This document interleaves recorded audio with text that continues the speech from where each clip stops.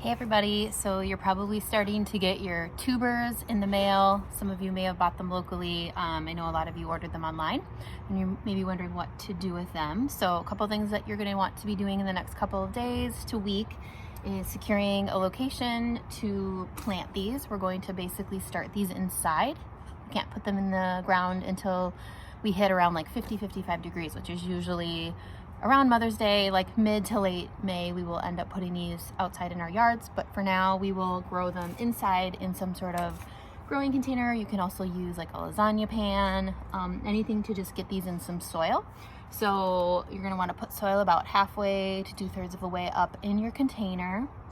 And before you put your tuber in there, what you're going to want to look for are these little buds. You can kind of see that one right there. Some of them maybe have even started to put out a little shoot in the mail. And some of them, like this one, I actually can't find the little nub.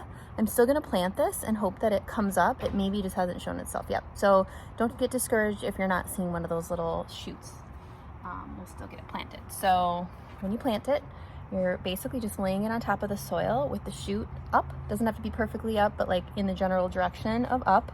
We're not going to bury it in the soil. We're actually just going to kind of set it on top of the soil. And that's going to be all it needs to just get some roots started down in that soil.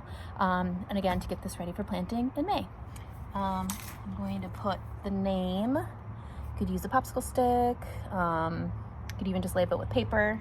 This particular variety is called Isabel.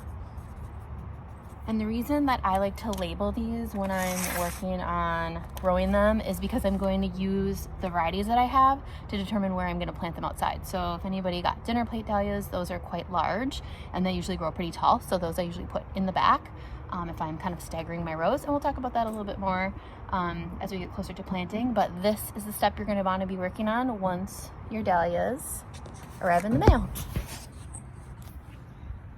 Once I have them all like this, I'm gonna water them. And I'm gonna try and keep these watered probably every day to 2 days. You're gonna want that soil to stay moist. I try not to put the water directly on the tuber. I kind of put it around the outside. And don't worry if it gets a little bit wet, that's not the end of the world. But really what you're trying to do is keep the soil moist. And that's gonna create that reason for them to start shooting down some roots. Okay, good luck, happy planting.